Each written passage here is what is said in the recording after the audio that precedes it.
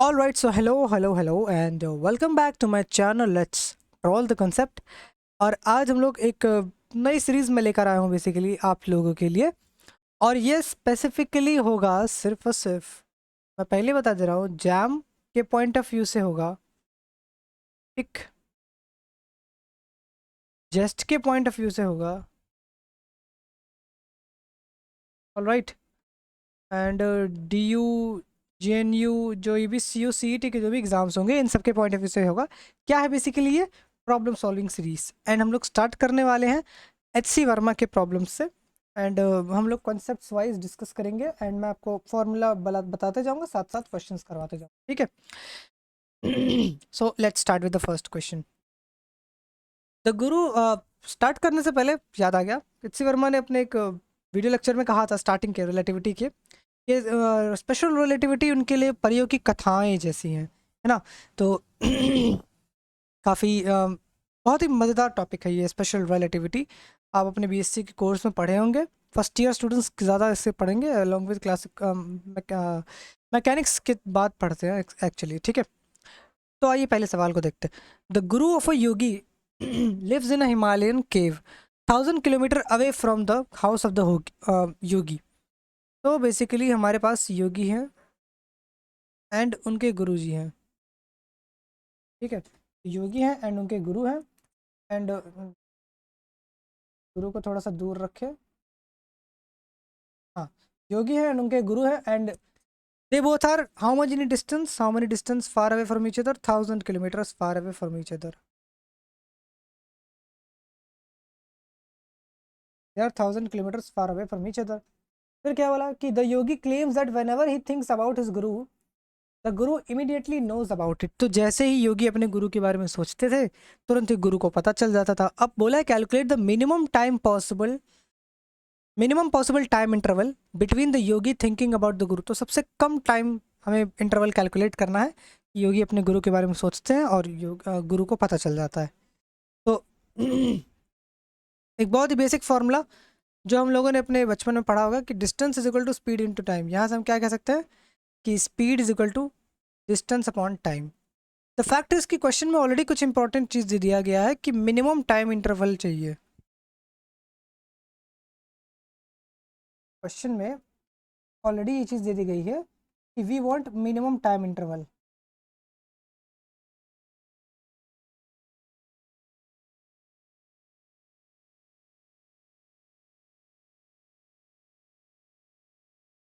अब जब भी मिनिमम टाइम इंटरवल की बात आती है, यानी कि टाइम जो है ये मिनिमम सबसे कम होना चाहिए, तो वो कब होगा? जब स्पीड मैक्सिमम होगी। मिनिमम टाइम कब होगा? जब speed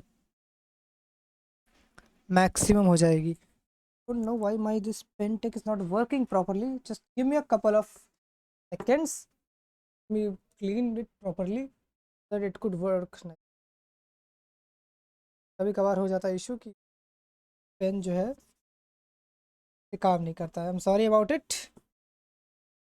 okay, so let's come back. हाँ ठीक, तो मैं दोबारा इसको लिख देता हूँ। अच्छे से नहीं लिखा रहा था बार बार, इसीलिए। तो मिनिमम टाइम इंटरवल कब होगा? जब स्पीड जो होगी वो मैक्सिमम होगी, ठीक है। So when are we getting maximum speed? हम लोग को मैक्सिमम स्पीड कब मिलेगी? मैक्सिमम स्पीड क्या होती है? लाइट की speed is the maximum speed, so we know the light and distance हमारे सामने है। सो directly we can apply the formula कि डिस्टेंस, हमें टाइम कैलकुलेट करना है ना। Time is equal to distance upon speed. Distance is 1000 kilometre, जिसको हम लोग 10⁶ मीटर लिख सकते हैं, डिवाइड बाई लाइट की स्पीड होती है 3 × 10⁸ मीटर पर सेकेंड। तो this will come out to B 1/300 seconds, ठीक है। ये पहला सवाल कुछ इस प्रकार से आपको कर, ऑलराइट। आई होप आपको समझ में आ गया होगा। Now the next question is, let me put it down. अगला सवाल हमारे पास है, a suitcase kept on a shop's rack is measured 50 centimetre 50 25 10 by the shop's owner. ठीक है, सूटकेस का हमारे पास मेजरमेंट दिया हुआ है, डिमेंशंस। ट्रैवलर उस सूटकेस को लेकर जाता है ट्रेन में, वो ट्रेन की वेलोसिटी है 0.6 c, all right. If the suitcase is placed with its length along the train's velocity, all right, find the dimensions measured by the traveller. तो पहले हमें ट्रैवलर के पॉइंट ऑफ व्यू से dimension पता करना है, फिर ग्राउंड ऑब्जर्वर के डिमेंशन से पता, ऑब्जर्वर रेस्पेक्ट से पता करना है। तो जानते हैं, इस सवाल को करने के लिए सबसे पहले एक छोटा सा कंसेप्ट मैं आपको समझा देता हूँ, जिससे बेटर आपको सवाल समझ में आ जाएगा। जस्ट सपोज कि हमारे पास एक गाड़ी है, उसमें दो ऑब्जर्वर बैठे हैं, ए एंड बी, मतलब दो पैसेंजर्स बैठे हैं, और वो गाड़ी इधर से चल रही है वी स्पीड से।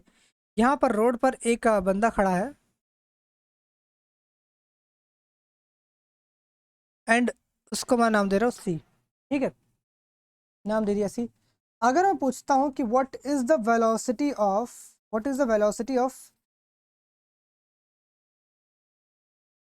Of A with respect to C, velocity of B with respect to C, तो सी क्या देख रहा है, वी भी मोशन कर, ए भी मोशन कर रहा है, बी भी मोशन कर रहा है, कितने स्पीड से, वी की स्पीड से। लेकिन अगर मैं कहता हूँ कि जब बी ए को देखेगा तो बी के अनुसार ए किस पर है, रेस्ट पर है कि मोशन पर, रेस्ट पर है। और जब ए देखेगा बी को तो बी किस में लगेगा, रेस्ट पर। यानी कि मोशन हो, अब देखिए अलग अलग ऑब्जर्वर्स के लिए अलग अलग मोशन हो रहा है, अलग अलग फ्रेम बदलने से हमारे पास मोशन अलग अलग हो रहा है। यहाँ से रिलेटिविटी का कंसेप्ट आता है कि due to the difference in frames there is relativity. Frame के डिफरेंस से रिलेटिविटी क्या अकर होता है, ठीक है। यानी कि अगर कोई चीज़ ट्रैवल कर रही है और उसके अंदर ऑब्जर्वर बैठा है तो उसे पता नहीं चलेगा कि मोशन हो रहा है कि नहीं, तो हमें उस बाहर से कोई ऑब्जर्वर देखेगा तब पता चलेगा कि मोशन हो रहा है कि नहीं। अब ये कंसेप्ट मैं क्यों समझाया हूँ, क्योंकि अभी इसको आपको समझ में आ जाएगा इस सवाल को समझाने के लिए। ठीक है, इसके बाद इस सवाल हलवा हो जाएगा, डोंट वरी। तो ध्यान से देखिए, हमारे पास ये है, मान लीजिए ये फ्रेम है जो कि मूव कर रहा है, कितने वेलोसिटी से, वेलोसिटी दी हुई है, एंड यहाँ रेस्ट फ्रेम है। अब एक बात बताइए, इस तरह नहीं बना, इस तरह ना बनाकर मैं थोड़ा सही से बनाता हूँ, कुछ इस प्रकार से। मान लीजिए ट्रेन हमारे पास था, यहाँ पर ट्रैवलर है, इसके पास सूटकेस है। अब ये क्यूबॉइडल है, ठीक है, तो क्यूबॉइडल है। खास बात ध्यान क्या रखनी है, लिख दे रहा हूँ यहाँ पर, कि जो लेंथ है ना, length is parallel to train's velocity, और ट्रेन्स नहीं,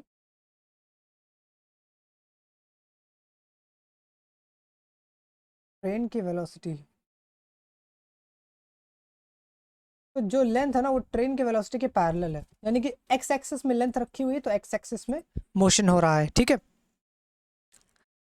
अब देखिए, अगर मोशन हो रहा है तो क्या ट्रैवलर और सूटकेस के बीच में कोई रिलेटिव मोशन हो रहा है?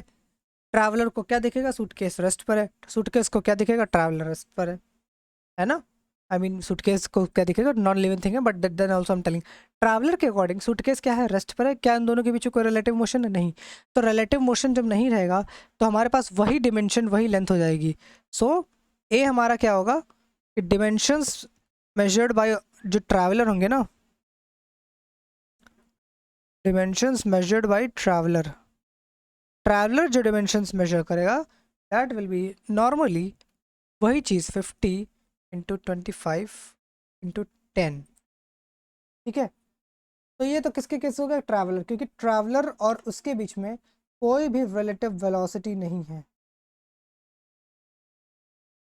अब देखिए अगला केस, मान लीजिए यहाँ पर एक ऑब्जर्वर है और ये बाहर से देख रहा है। सबसे पहले आपसे मैं पूछता हूँ कि what is the formula for length contraction. Length contraction का फॉर्मूला होता है L = L0 × 1 - v²/c²। ठीक है, ये तो फॉर्मूला हो गया। लेकिन what is L and what is L0? L क्या है, L0 क्या है? L है length measured by an observer with respect to observer in relative motion, with respect to observer in relative motion, ठीक है।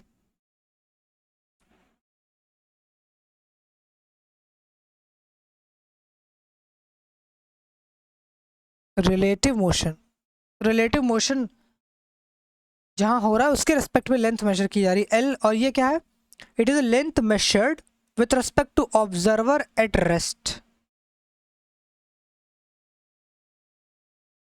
बड़ा मैं लिख नहीं पाऊंगा इसलिए शॉर्ट में लिखो, ठीक है। अब देखिए खास बात क्या होने वाली है, खास बात ये होगी इस केस में कि अब जब ये बाहर वाला ऑब्जर्वर देखेगा इस किसको, सूटकेस को, तो वो क्या देखेगा, वो देखेगा कि भाई सूटकेस और मेरे बीच में रिलेटिव वेलोसिटी है कितने की, कितनी रिलेटिव वेलोसिटी है, वी वेलोसिटी से वो ट्रैवल कर रहा है, मतलब उन दोनों के बीच में रिलेटिव वेलोसिटी है। ऑल राइट, रिलेटिव वेलोसिटी किस डायरेक्शन में लग रही है, एक्स डायरेक्शन में लग रही है, लेंथ के डायरेक्शन में लग रही है। तो कॉन्ट्रैक्शन किसका होगा, लेंथ का, ब्रेथ का, कि हाइट का, लेंथ का कॉन्ट्रैक्शन होगा, क्योंकि जिस डायरेक्शन में वेलोसिटी हो रही, वेलोसिटी जिस डायरेक्शन में होगी उसी डायरेक्शन में लेंथ कॉन्ट्रैक्शन होता है, उसी डायरेक्शन का कॉन्ट्रैक्शन होता है। सो जो हमारे पास ये 50 है ये करेगा कॉन्ट्रैक्ट और बाकी सब रहेंगे वैसे के वैसे। यानी कि अब अगर मैं पूछता हूं तो ऑब्जर्वर एट रेस्ट, अब अगर नहीं नॉर्मल से सवाल है, नॉर्मल से सवाल है एल और एल नॉट, तो हम लोग को फाइंड आउट क्या करना है, हमें फाइंड आउट करना है length measured by an observer with respect to relative motion, यानी कि इस ऑब्जर्वर के लिए, ये जो ऑब्जर्वर है इसके लिए क्या होगा हमारा length. So that is what L is equal to L naught कितना है, जब रेस्ट पर रेस्ट के लिए, रेस्ट ऑब्जर्वर के लिए क्या लेंथ है 50, अंडर रूट 1 - v² / c², यहाँ से 50 इंटू अंडर रूट 1 - 0.6 का स्क्वायर, यहाँ से हो जाएगा 50 into 0.8, answer will be 40 centimetre. यानी कि पहले लेंथ कितना था 50, और जब वो एक रिलेटिव मोशन v से चलने लगा एक ऑब्जर्वर के लिए, जो रिलेटिव मोशन से ऑब्जर्वर और लेंथ के बीच, ऑब्जर्वर और सूटकेस के बीच में जब रिलेटिव मोशन होगा तो उस ऑब्जर्वर के लिए वो लेंथ कॉन्ट्रैक्ट कर जाएगी, यानी कि पहले था 50 अब हो गया 40। तो डिमेंशंस क्या क्या हो जाएंगे with respect to ground observer, it will be 40 into 25 into 10, ठीक है। ऑल राइट, अब ये तो बड़ा आसान है, इसमें बस एक फॉर्मूला लगाना है, L is equal to L naught 1 - v² / c², ठीक है। Sorry about it. तो अब देखिए सबसे पहला केस क्या है, सबसे पहला हमारे पास दिया हुआ v इज इक्वल टू 3 × 10⁵ ठीक है, 10⁻⁴ है ये, समझ जाइएगा।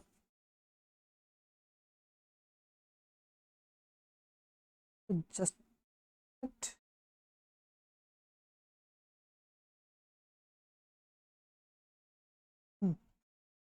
क्या, ठीक है। तो इस केस और लेंथ यहाँ पर कितना है, एल नॉट, रेस्ट लेंथ दिया हुआ है 1 मीटर, ठीक है। अब क्या करना है कैलकुलेट, आपको एल कैलकुलेट करना है, सो 1 इंटू अंडर रूट 1 माइनस, अब इसका स्क्वायर करेंगे, v का स्क्वायर तो आएगा 9 × 10⁻10 अपॉन 9 × 10⁻16,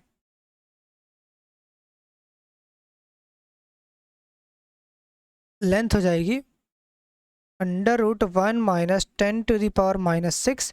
कैलकुलेटर से आप जब सॉल्व करेंगे, क्योंकि मैंने जैसे कि बताया कि आपको कैलकुलेटर मिलेगा जब एग्जाम में, तो आप फर्दर क्या कर सकते हैं, 0.99999995 लेंथ कॉन्ट्रैक्शन हो, ये तो पहला होगा भाई। अगला क्या करना आपको, सेम केस, बस यहाँ क्या करना, यहाँ पर v दिया है कितना 3 × 10⁻⁶मीटर पर सेकेंड, और c वाले केस में क्या दिया है v 3 × 10⁻⁷ मैं आप पर छोड़ दे रहा हूँ, give me the answer in the comment section. Alright, at least you also try from yourself, नहीं आएगा देन मैं फिर से बता दूंगा, कोई दिक्कत नहीं है, ठीक है। This these were the first 3 questions of the S C Verma book of relativity chapter.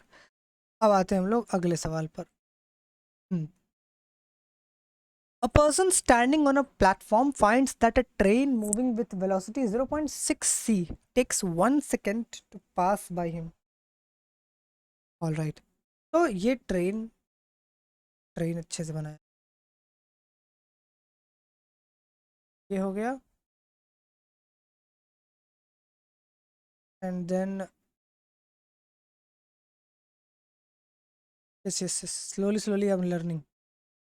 और ठीक ठाक लगे, आई नो शायद आप मुझे मार डालेंगे क्योंकि मैं टाइम वेस्ट कर रहा हूँ, लेकिन प्लीज़ थोड़ा सा अच्छा लगे। तो ट्रेन है, एक प्लेटफॉर्म पर जा रही है, प्लेटफॉर्म तो सीधा बना दे अब, इतना कुछ जब कर दिए हैं। चलिए तो ये मैंने बनाया प्लेटफॉर्म, नहीं ट्रेन अपनी ट्रैक पर चल रही है और यहाँ पर प्लेटफॉर्म है जो एक ऑब्जर्वर देख रहा है, ठीक है। अब इस ऑब्जर्वर देख रहा है कि ये ट्रेन कितनी वेलोसिटी से चल रही है, 0.6 से चल रही है, ठीक है। नाउ व्हाट, क्या पूछा है, तो ये देख रहा है कि वेलोसिटी जो है इतने स्पीड से जाकर, और टाइम लिया 1 सेकेंड उसको पास करने में, ठीक है। Length of the train as seen by person, तो लेंथ क्या, ये कितना देखेगा, लेंथ कितना देखेगा ट्रेन का, जब इतने स्पीड उतने टाइम में निकल गया, लेंथ देखेगा, speed into time which is equal to 0.6c, जो कि हो जाएगा 1.8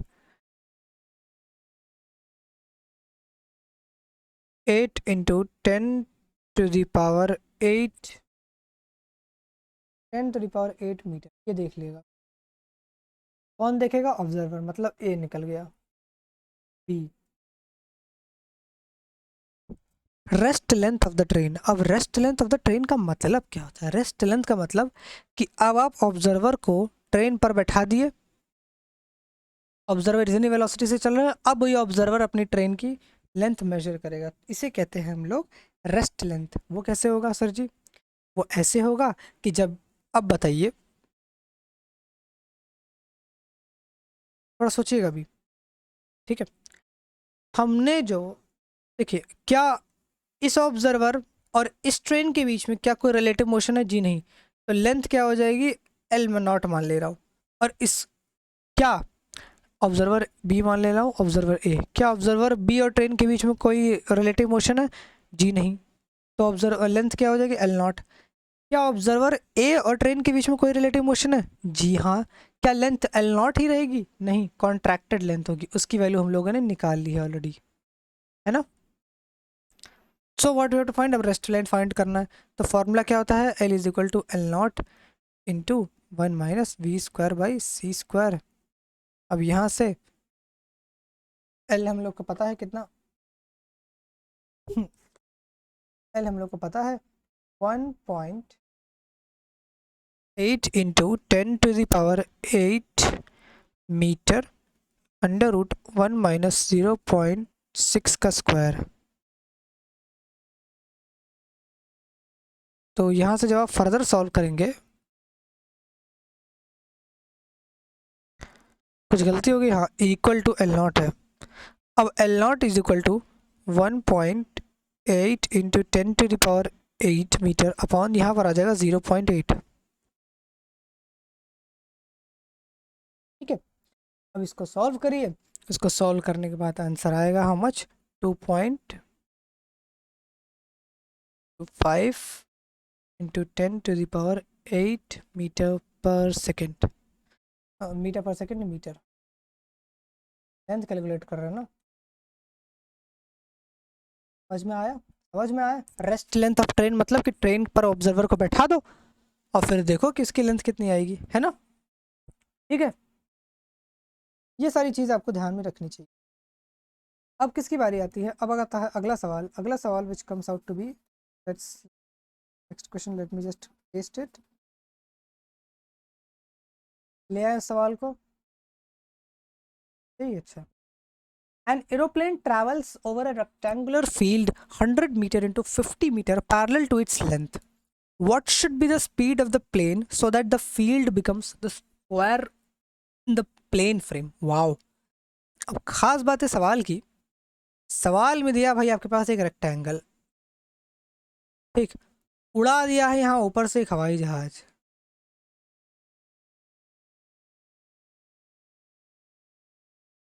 वाह क्या हवाई जहाज बना है, सॉरी अबाउट इट। यहाँ पर है एरोप्लेन और that is moving with the speed of अच्छा स्पीड कोई v मान लेते, ठीक है। ऑलराइट, और इस रेक्टेंगुलर का है 100 मीटर लेंथ है, 50 मीटर ब्रेथ है। अगेन चीज दे दी है कि पैरेलल टू इट्स लेंथ, यानी कि मोशन लेंथ के पैरेलल है ना, तो कॉन्ट्रैक्शन किसके लिए होगा, सिर्फ और सिर्फ कॉन्ट्रैक्शन किस में होगा, कॉन्ट्रैक्शन होगा सिर्फ और सिर्फ लेंथ में। कॉन्ट्रैक्शन किस में होने वाला है, सिर्फ और सिर्फ लेंथ में। अब देखिए तो क्या चाहता है, what should be the speed of the plane, आखिर उस प्लेन की स्पीड कितनी हो कि जो field become square in the plane frame. अब देखिए देखिए कॉन्ट्रैक्शन किसका होगा, लेंथ का, क्यों, क्योंकि भाई मोशन और लेंथ दोनों पैरेलल है। लेंथ का कॉन्ट्रैक्शन ऐसे चाहिए, मतलब इस 100 को कॉन्ट्रैक्ट करके हमें 50 बनाना है। क्यों 550, क्यों, क्योंकि अगर 50 बना देंगे तो ये पूरा रेक्टेंगल स्क्वायर बन जाएगा।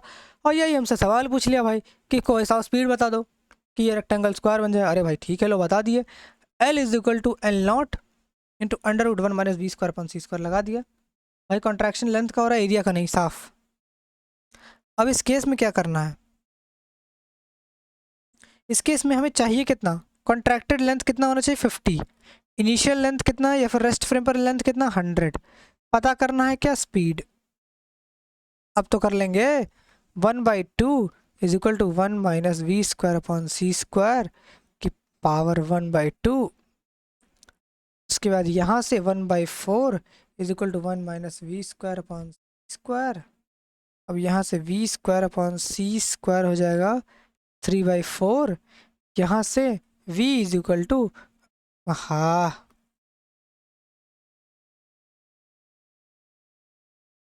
यहाँ से v is equal to under root 3/2c।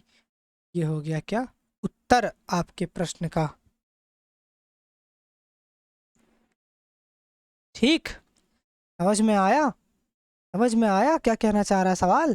कुछ नहीं, बस रेक्टेंगुलर एरोप्लेन उड़ रहा है और डिमेंशंस दी हुई है, बस पैरेलल टू इट्स लेंथ है, कॉन्ट्रैक्ट करके हमने स्क्वायर बना दिया। अब वो स्पीड पता करनी थी, ठीक।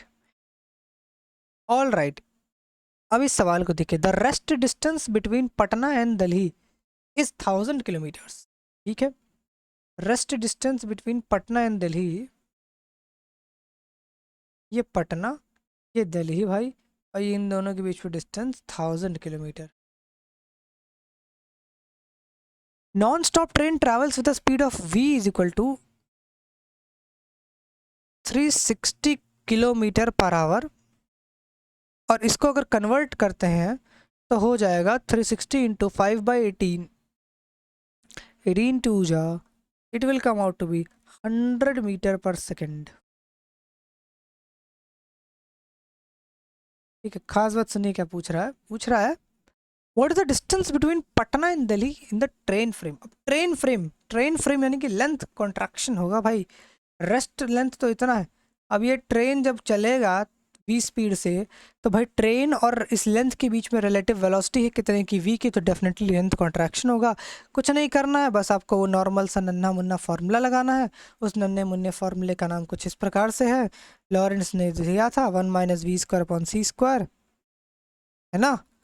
अब खास बात है कि पहले L, अब L पता करना है कॉन्ट्रैक्टेड लेंथ। L नॉट हमारे पास दिया 10⁶ मीटर्स, वेलोसिटी दी है 1 माइनस 100 का स्क्वायर डिवाइडेड बाई 9 इंटू 10⁻16। ठीक है, ये पता करना है। तो इसको जब आप सॉल्व करेंगे 10⁶ इंटू 10 स्क्वायर,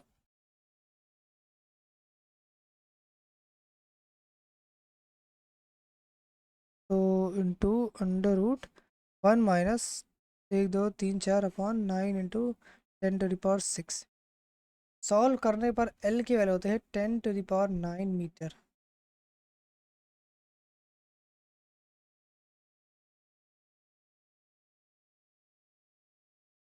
सॉरी सॉरी, यहाँ 6 नहीं, यहाँ 16 होगा। 16 जब होगा तो फिर ऊपर तो 4 12, 4 माइनस 16 यहाँ हो जाएगा 12। फर्दर सॉल्व करेंगे 10⁻, लगभग लगभग ये चीज़ें जो आपको दिखेंगी तो बहुत बहुत छोटे अमाउंट है, ठीक है। I think you should calculate this one, then you can get the answer. तो मैं बता दे रहा हूँ कि जो चेंज इन लेंथ होगा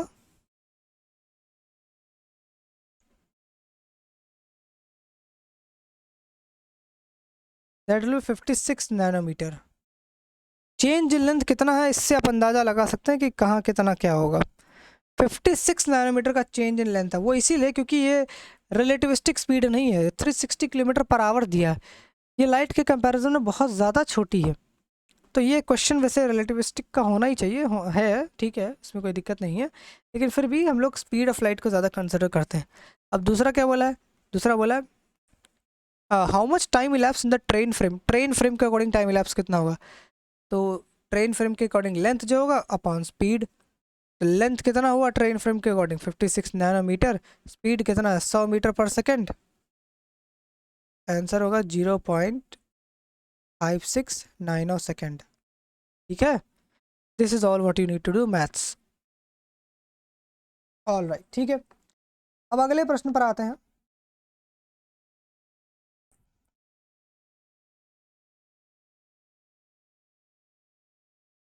ये रहा 7वां प्रश्न आपकी स्क्रीन पर, इसमें आपको थोड़ा सा दिमाग लगाना है, ठीक है। क्या आपके पास दिया, आपके पास एक बहुत नॉर्मल सा दिया है कि आपके पास लोकेशन है A to B,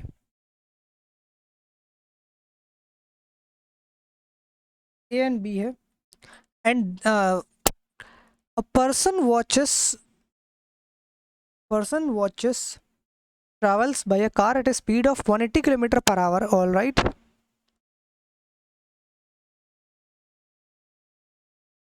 Takes exactly 10 hours by his wristwatch to go from station A to station B. अब इसके अनुसार भाई टाइम लग रहा है 10 घंटे, इसके अनुसार What is the rest distance between the two stations? तो इस सवाल को थोड़ा सा मैं भी पहले परेशान हो गया भाई कि भाई क्या है, तो ध्यान से देखिएगा।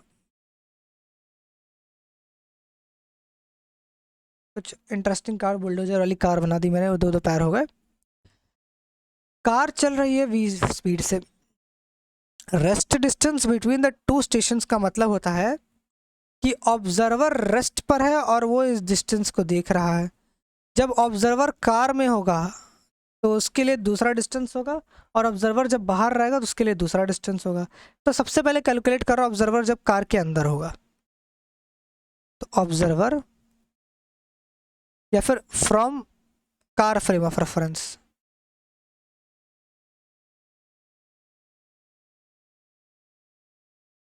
From car frame. अब कार के फ्रेम से distance is equal to speed into time भैया, ठीक है। अब भैया this much will come out to be 1800 kilometre, ठीक है sir, all right.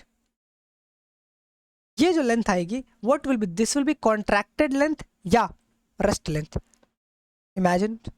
So how you will deal with, just see the observer, क्या ऑब्जर्वर और उस लेंथ के बीच में, क्या ऑब्जर्वर और उस लेंथ के बीच में कोई रिलेटिव मोशन है।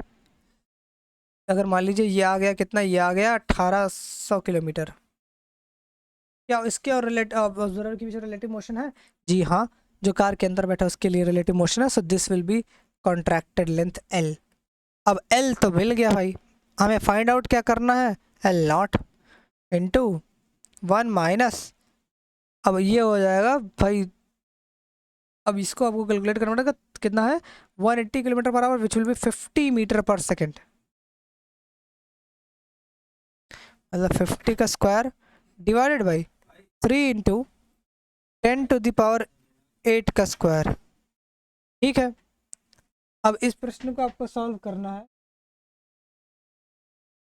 1800 इक्वल टू L स्क्वायर, इसको जब आप सॉल्व करेंगे तो थोड़ा सा टफ है बट आप कैलकुलेटर से इसको सॉल्व कर सकते हैं, 9 इंटू 10 टू द पावर 16, ठीक।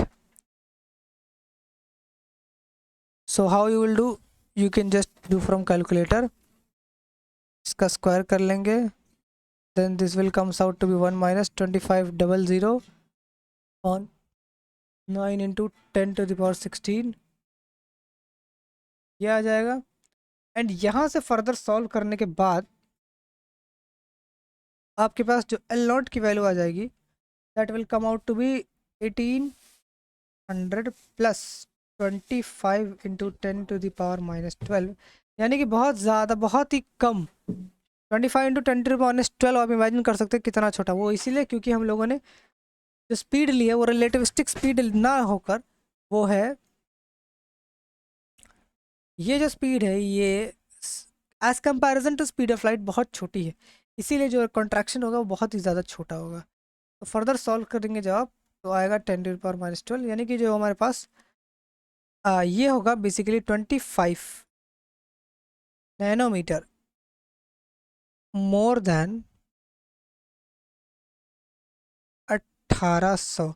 वैसे इस 1800 को आपको उसमें भी चेंज करना होगा, 10⁻³ भी लगाना होगा इसमें चेंज करने के लिए मीटर में, ठीक है, तभी क्वेश्चन लगे। ऑल राइट, तो ये तो भाई क्या आ गया एल नॉट, लेकिन हमें सिर्फ एल नॉट मिल गया तो पार्ट कितना मिला, सिर्फ पहला पार्ट। रेस्ट डिस्टेंस मिल गया, रेस्ट डिस्टेंस कितना है L naught, just 25 nanometre more than 1800 kilometre. अब आपको बोला है कि what is the time taken, how much time is taking in the road frame, road frame यानी कि रोड फ्रेम यानी कि इसी ऑब्जर्वर के अनुसार कितना टाइम लगेगा इस कार को ए से बी जाने में। तो भाई नॉर्मल है, डिस्टेंस आपके सामने है 25 नैनोमीटर प्लस 1800, उसके बाद डिवाइडेड बाय स्पीड कर दीजिए।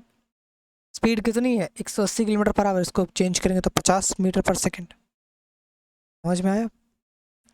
ठीक है, इस क्वेश्चन में मैं थोड़ा सा घूम गया था इस वजह से क्योंकि रेस्ट लेंथ रेस्ट डिस्टेंस अगर पूछा तो भाई पता कैसे चलेगा कि रेस्ट डिस्टेंस कैसे है, किसका है। रेस्ट डिस्टेंस जिसका भी निकालना हो ऑब्जर्वर को उसी पर रख दो, तब पता चल जाएगा कि रेस्ट डिस्टेंस उसका क्या होगा। यानी कि ए और बी का रेस्ट डिस्टेंस निकाला था, ऑब्जर्वर इस पर रख दिया, भाई आपके सामने उत्तर है ना।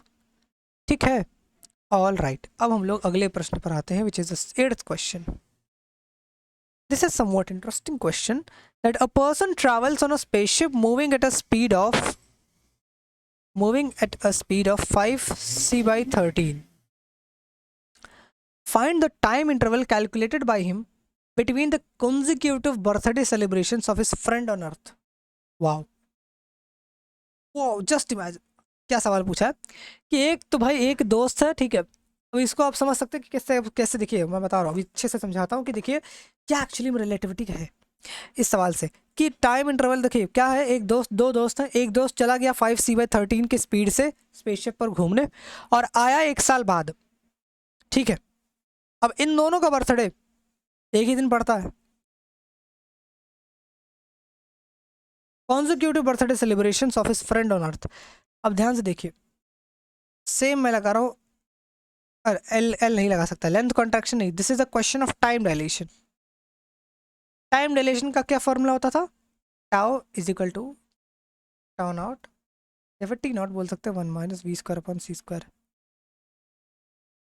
अब ये क्या भाई, ये रेस्ट ऑब्जर्वर के पर्सपेक्टिव से टाइम को देखा गया और ये मूविंग ऑब्जर्वर यानी कि relative motion observer, relative motion जिसके इसके रिस्पेक्ट में हो रहा है। मतलब टाउ हमें निकालना है और ये हमारे पास है 1 ईयर रेस्ट ऑब्जर्वर, क्योंकि भाई रेस्ट के अनुसार क्या 1 साल लग रहे हैं, जो रेस्ट पर है उसे 1 साल बाद आएगा वो।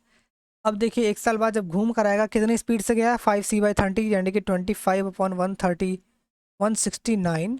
इसको फर्दर सॉल्व करने के बाद टाओ की वैल्यू आ जाएगी,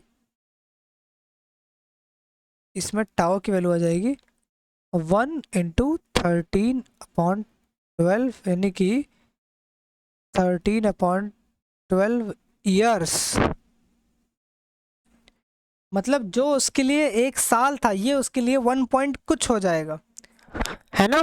दोनों फ्रेंड के बीच में देख लीजिए टाइम डायलेशन कैसे हो गया। मूविंग ऑब्जर्वर के लिए टाइम स्लो हो जाएगा, टाइम डायलेट कर जाएगा, ठीक है, टाइम डायलेट कर गया। And tau will always be greater than tau naught, ठीक। This is what the concept of time dilation. ये तो पहला पार्ट है। Find the time interval calculated by the friend on earth between the consecutive birthday celebrations of the traveller, ठीक है। तो दोनों के बीच में आंसर जो होगा वो सेम ही होगा, ठीक है, 13/12 ईयर्स। नॉर्मल आपको फॉर्मूला लगाकर अपना थोड़ा सा दिमाग यूज करना है बस। ऑलराइट, तो ओके, सो नेक्स्ट, बाकी क्वेश्चंस नहीं लिखे मैंने, ठीक है। Just give me 2 minutes, not 2 minutes, just couple of minutes, let me bring back to you the next question, ठीक है। Have opened the PDF yet, just give me 2-3 minutes, question आ जाए। 8 क्वेश्चन तक हो गया है, तो हमारे पास जो सवाल है that will B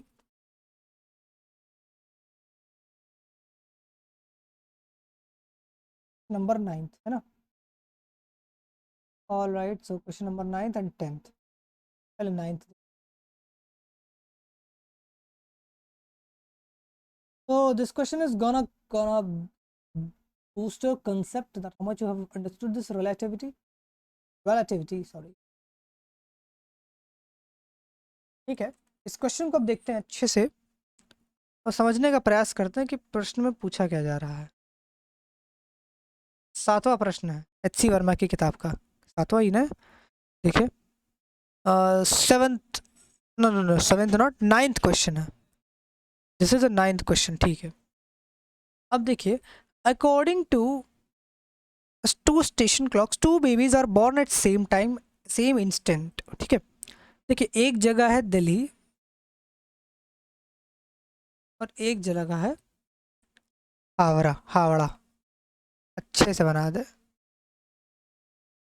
I don't know why my pen tech is not working properly today. It's happening sometimes. Howrah है, दिल्ली है, दोनों के बीच की डिस्टेंस कुछ दिए, चलिए कुछ नहीं, हम तो मान लेते हैं कि दोनों के बीच की डिस्टेंस मान लीजिए डेल्टा एक्स, नो डिस्टेंस, ठीक है। Okay, so 2 babies are born at same instant, one in Howrah and other in Delhi. तो 2 बेबीज सेम इंस्टेंट पर हो रहे हैं, तो मैं अज्यूम करके चलता हूँ, इसको मैं ए नाम दे दे रहा हूँ, इसको मैं बी, ठीक है। तो सवाल में ऑलरेडी दे दिया है कि T A is equal to T B, दोनों के जो बर्थ डेट है, टाइम जिस बॉर्न हुए वो सेम है, instant. Who is elder in the frame of 2301 UP Rajasthani express going from Howrah to Delhi. अब यहाँ पर भाई एक ट्रेन है और ये जा रही है हावड़ा टू दिल्ली, ठीक है। मतलब मूविंग ट्रेन है, मूविंग ट्रेन के लिए क्या क्या, मूविंग ट्रेन है तो इसके लिए टाइम हो जाएगा T A dash T B dash, है ना। ये रिप्रेजेंटेशन हम लोग करते थे रिलेटिविटी में। All right, so T A is a time interval at which baby is born in Howrah, T B is a time interval at which baby is born in Delhi, all right, and T A dash is a time interval seen by this train in Havra, and TB dash is a time interval seen by this train in Delhi. तो ये TA dash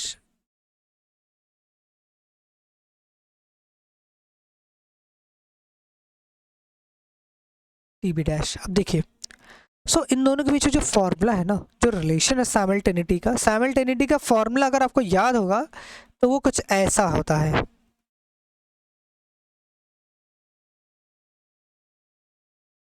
you have to remember this formula, ठीक है, very important, क्योंकि सैमल्टेनिटी से सवाल अच्छे अच्छे आते हैं। ऑलराइट, तो ये हमारे पास प्रश्न है, हमारे पास ऑलरेडी गिवन है कि T A and T B equal है, मतलब T A minus T B. अब देखिए डेल्टा टी क्या है, T A minus T B. Similarly मैं T A minus T B ना कर, T B minus T A कोई भी कंसिडर कर सकते हैं, ठीक है। हाँ sorry, T B minus T A, और डेल्टा टी डैश होगा T B dash minus T A dash. तो डेल्टा टी तो जीरो है भाई, क्योंकि दोनों सेम इंस्टेंट पर हुए हैं जब रेस्ट फ्रेम में थे, तो ये हो जाएगा minus gamma V upon C square into delta X. तो मतलब भाई यहाँ से क्या चीज़ समझ कर आई कि delta T dash is negative. Delta T dash is what, delta T dash is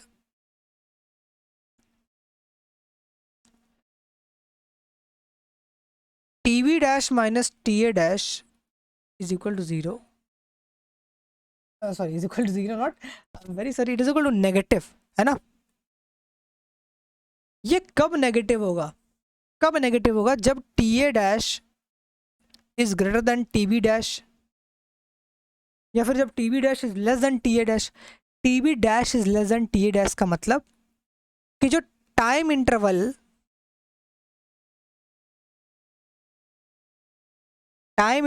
of born baby, time interval of born baby in Delhi, ये टी बी डैश था, लेकिन किसके रेस्पेक्ट में?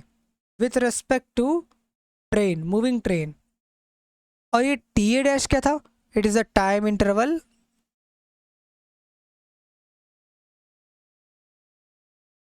Of born baby in Howrah, Howrah with respect to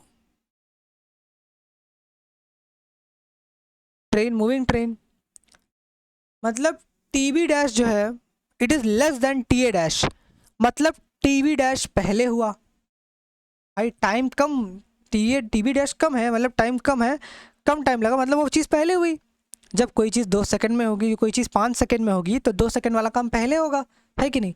मतलब यहाँ से क्या समझ में आया, इस कंक्लूजन से मैथमेटिकली मैंने आपको क्या समझाया, यहाँ से मैंने समझ में आया कि जो दिल्ली में बेबी बॉर्न हुआ है वो एल्डर होगा।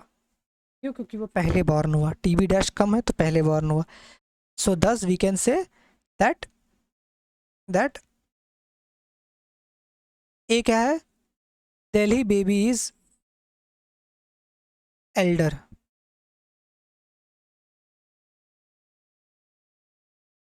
Delhi baby is elder. In the same वे जब आप दूसरे सवाल को करेंगे तो यहाँ अब अगले पार्ट में क्या कहा है? अगले पार्ट में क्या कहा? अगले पार्ट में कहा है कि who is elder in the frame of 2302। दूसरी ट्रेन है जो दिल्ली से हावड़ा जा रही है। जब दिल्ली से हावड़ा जाएगी, जब दिल्ली से हावड़ा जाएगी ना, तब T A dash minus T B dash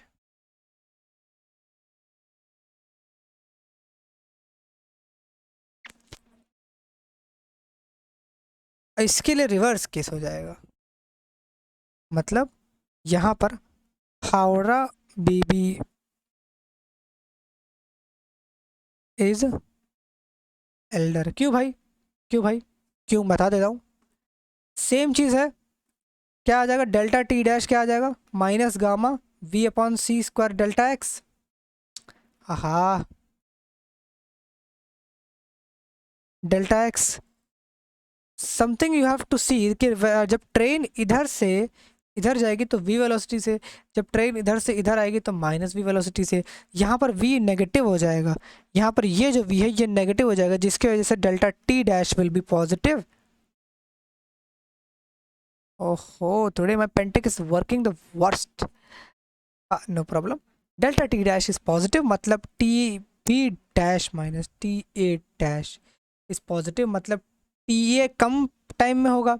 T A का मतलब हावड़ा वाला बीबी पहले बॉर्न होगा, है ना, मतलब वो एल्डर होगा। समझ में आया? तो ये इस प्रकार के कंसेप्ट्स को आपको यूज़ करना है। एंड अभी और भी क्वेश्चंस हैं, आई गेस 28 क्वेश्चंस है, no problem. Today I was explaining more, so that's why it was taking time, but I had explained at least 9 questions. All right, तो एक और सवाल है तो मैं उसको एज अ होमवर्क दे देता हूँ to give to you so that you could think. You have to do this question in the same way जैसा मैंने 9th क्वेश्चन अभी बताया, सेम वे में करना है। बस अपने आप से प्रयास करेंगे तो फिर ज़्यादा बेटर रहेगा। अपने आप से ही प्रयास करिए, एंड कोई भी दिक्कत हो so you can ask in the comment section box, no issue. This is the question, ठीक है, this is the 10th question of the chapter. ये 10वां सवाल है, एंड ये मैं आप पर छोड़ रहा हूँ, इसको आपको करना है, ठीक है। Alright, so I hope you have got the concepts in the video. मैं अच्छे से आपको समझा पाया हूँ। ऐसे और भी सवाल अभी कच्ची वर्मा के हम लगाएंगे, उसके बाद टॉपिक वाइज हम चीज़ों को धीरे धीरे प्रेफर करेंगे। In the special relativity questions will be solving more and more. Alright, so if you have watched the video till now, तो थैंक यू फॉर वॉचिंग।